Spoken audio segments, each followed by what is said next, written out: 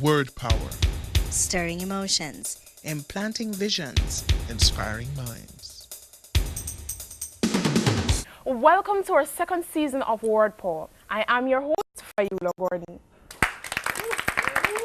This season, we'll be feasting on a very delectable, mouth-watering and thirst-quenching words, which includes an appetizer, a main course, and a dessert, with the young ones and the young at heart.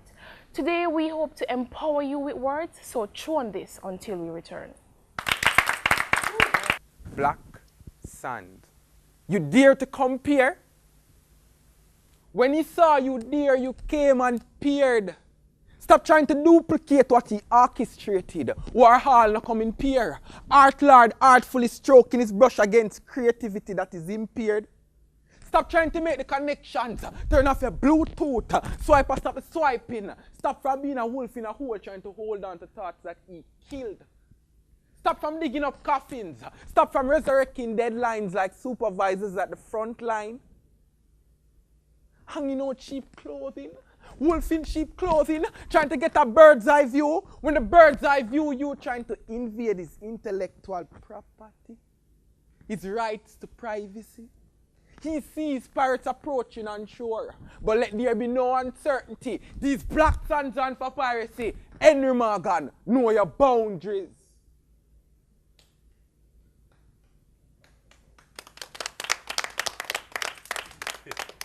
I just wonder. It's just a common habit. I just wonder. Not about a specific topic. I just wonder. It's just a common habit. I just wonder. Not about a specific topic. I just wonder. About Jamaican many artists. I just wonder. I just wonder. I just wonder. If Beanie Man get Jackie, I just wonder. Why Maka still a try to make a hit. I just wonder. If Tanto Black's epileptic. I just wonder. I just wonder. I just wonder which genius boss chronics. I just wonder if I acting still a puffet. I just wonder if alkaline blind yet. I just wonder. I just wonder. I just wonder if me can get Romain Virgo digits. I just wonder if conscience name no irony. I just wonder if bounty killer still a ma. I just wonder.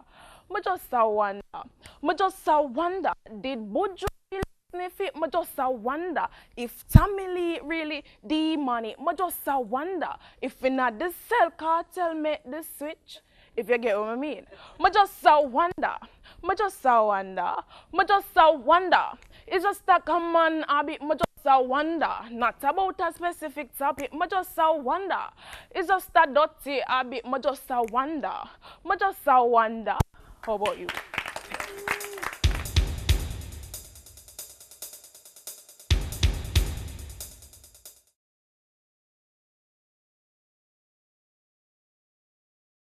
Word power. Stirring emotions. Implanting visions. Inspiring minds. Welcome back. I do hope you have enjoyed that appetizer. Today we have with us a very unpredictable young man. His name is Maverick Webb. Welcome, Maverick. Thank you. Alright, so tell me about yourself. Who is Maverick? Wow. In a nutshell, Maverick is just a simple person. Maverick likes simple things, a simple life. And as you had rightly said, I'm unpredictable, right? Yeah. Alright, so remind me of your age again? I'm 24 years old. You look like you had to think about that for a while. Yeah, it happens. Alright, so which high school did you attend? I attended Calabar High School. So what was high school like for you? Wow. It had its ups and downs, and I enjoyed it though. It was challenging, but I liked the challenge. So did you start writing poetry in high school? When did I start writing? Wow. No, actually, I wouldn't be able to give you a definite time when I started to write, because I had a book that I wrote a lot of poems in, and I lost that book, and I started writing again, and I lost that book. When did I start writing? Where do you put these books? Good question, you know. So that means, can you recall your first poem? Wow. No, I can't. What I could recall though is the first one. I was able to recite. Give us a short piece of that. I opened my mind like an Oxford book to find the less meaningful words to print on the glossary pages of life's book.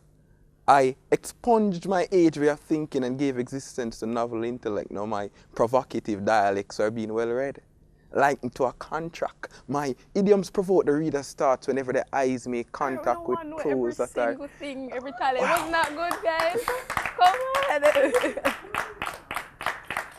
All right, so why do you choose poetry over music or dance or any other art form?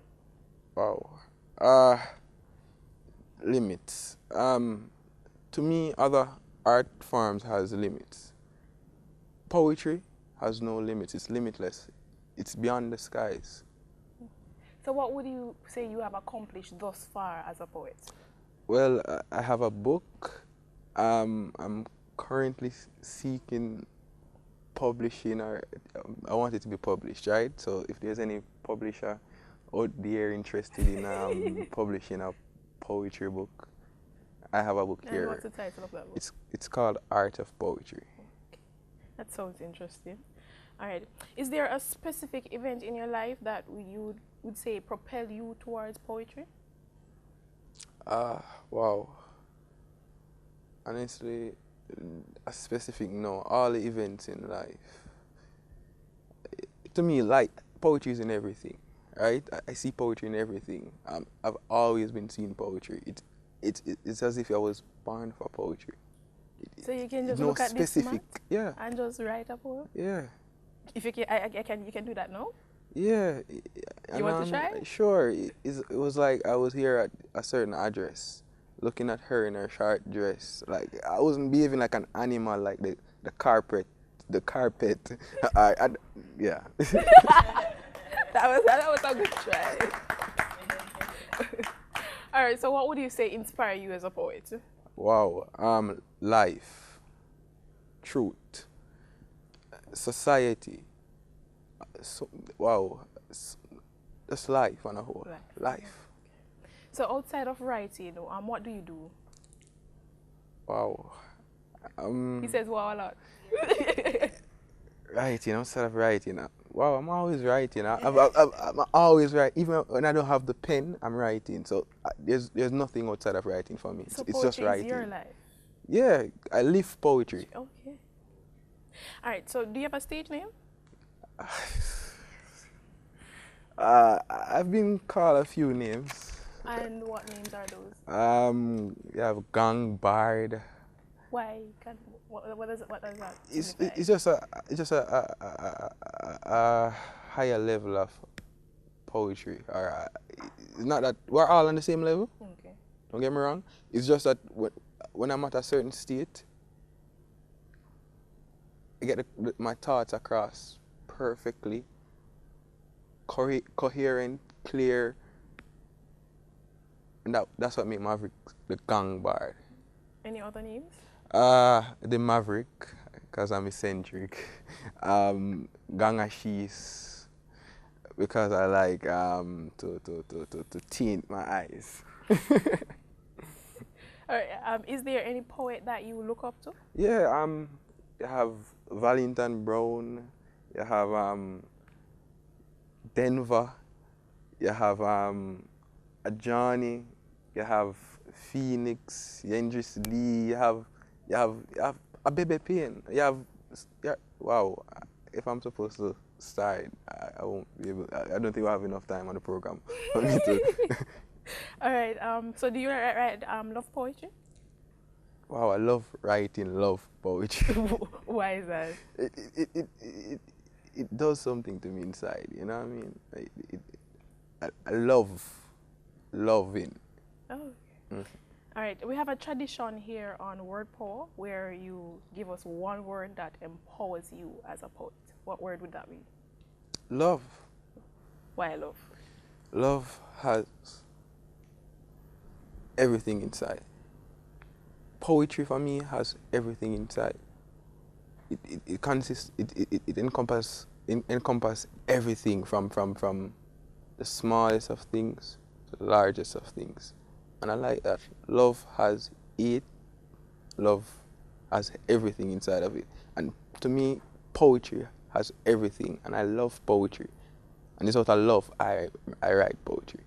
Okay, so I want you to just go ahead and introduce your poem for us. My poem is called The Art of Poetry. It's a poem that it embodies me. It's how I became poetry. All right, so there you have it. This is Maverick Webb, guys. I hope you enjoy his piece. I'm a poem. You cannot grasp me at first glance. My essence is not easily perceived.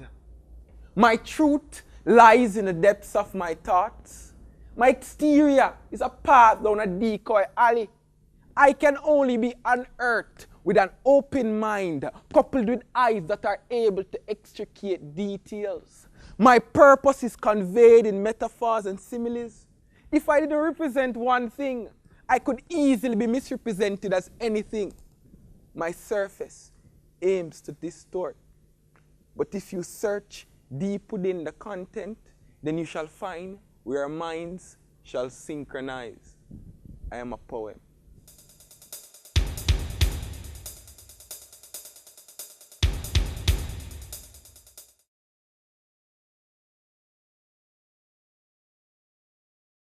Word power.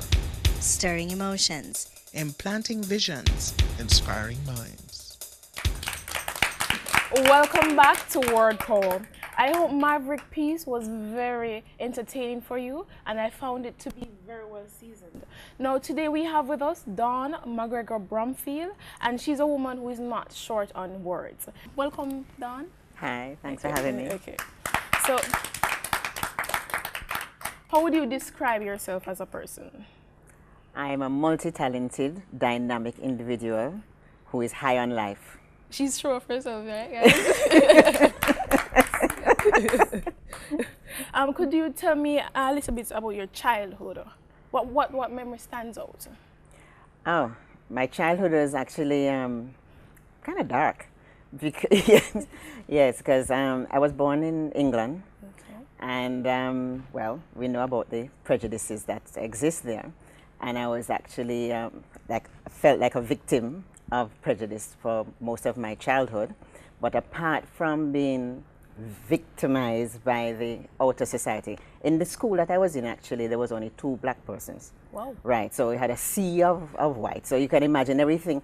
Even when I was in no trouble, I was in trouble. So how did you cope with that? I didn't cope with it well. And then what I also had to fight was that my surroundings, who were by complexion, weren't very supportive of me. My sister, who at the time grew with me, very beautiful. And I always got compared to her. So I had this complex growing up, thinking that I was not beautiful. And my parents also reinforced that. So I had to be fighting right there at home for my identity. So how did that impact your poetry? What I used to do a lot when I used to go out was to just be in a corner and keep to myself and observe. Observe people. I still do it. I observe people. I observe my surroundings, and I always look at somebody and I'm trying to say, okay, what are they thinking? What's going on in their mind?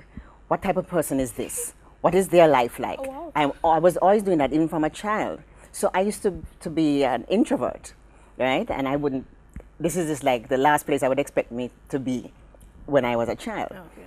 I was also being told that I was always stupid and daft as a brush. That was a common term, that everything I did was not done well enough. So when did you come to Jamaica?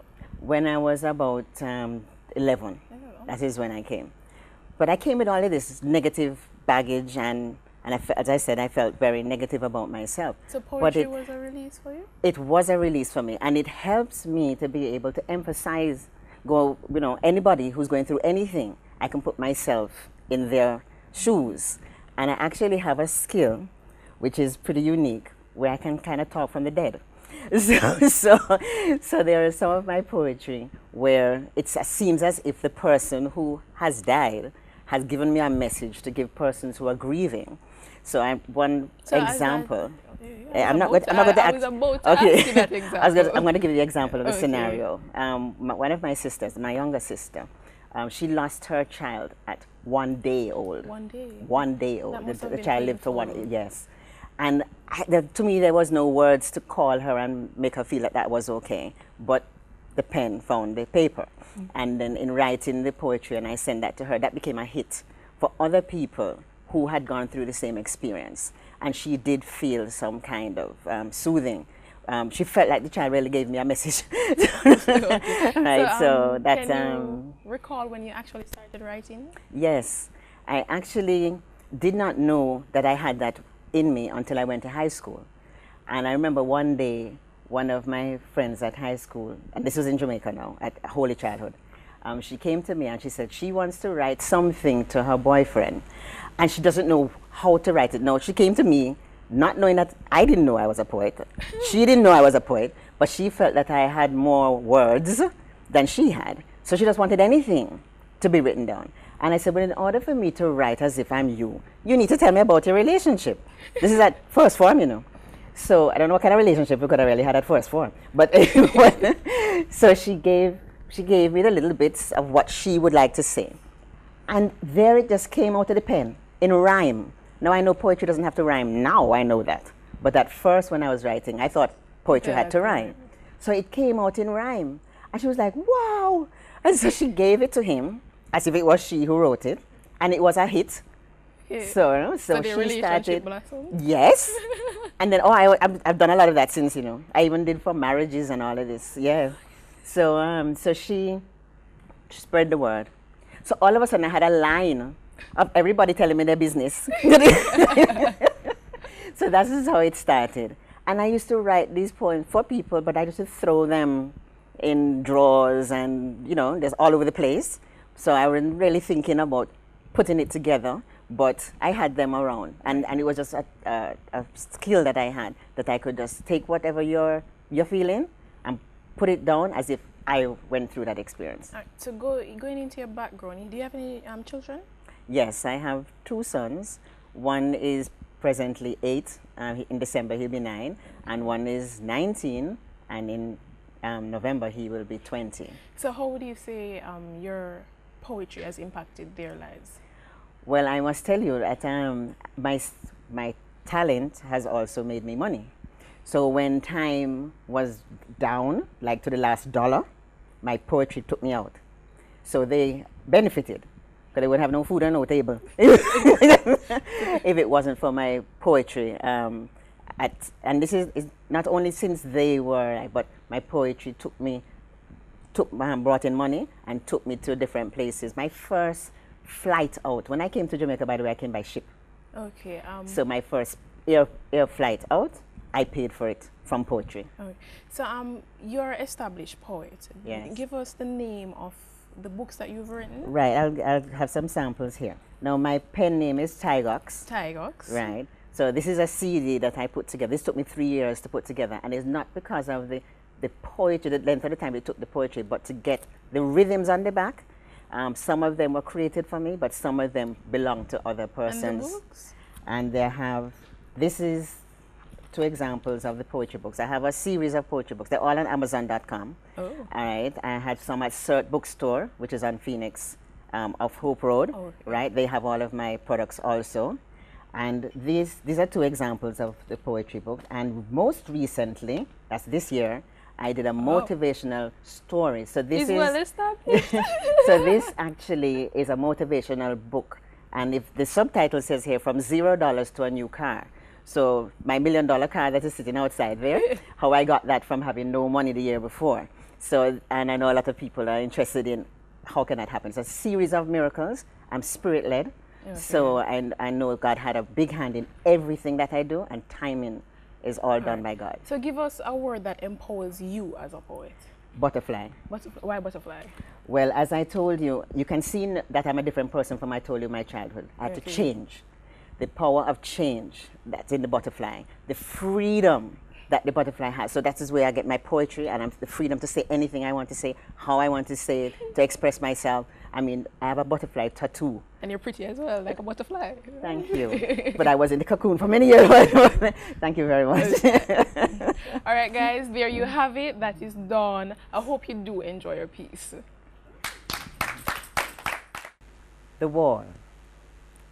I stand here in the name of privacy, protection, and shelter. I am weak in the eyes of earthquakes or hurricanes. Yet the false sense of strength is not lessened because of their possible visits. My makers crucify me in the name of adorning me with their moods and attitudes, adorning me with their hopes. My relatives overseas have to wear an additional garment known to the locals as wallpaper. Why then do I bare my naked chest to those who have to enter my presence? I, of Caribbean origin, wonder what it would be like not to bare my naked chest. I have the complexion chosen by those who wish to be embraced by me.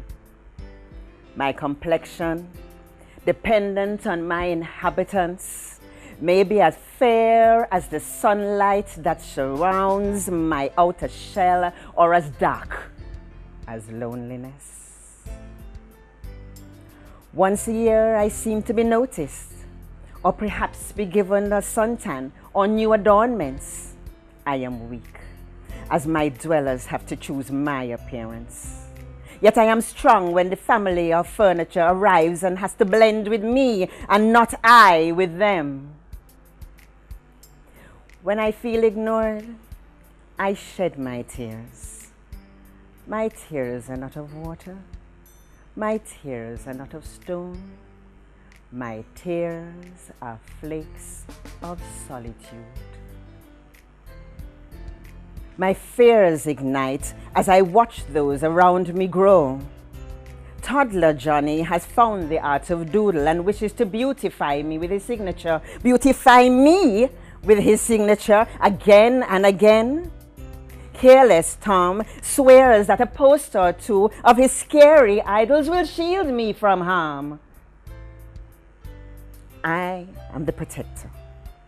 I need none of Tom's protection. I am the protector.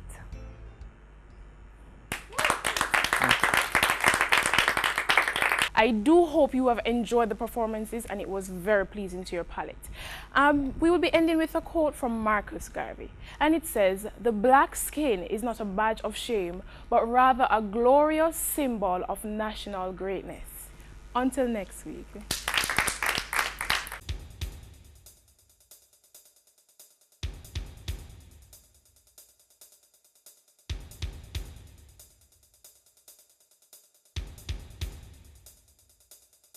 Word power. Stirring emotions. Implanting visions. Inspiring minds.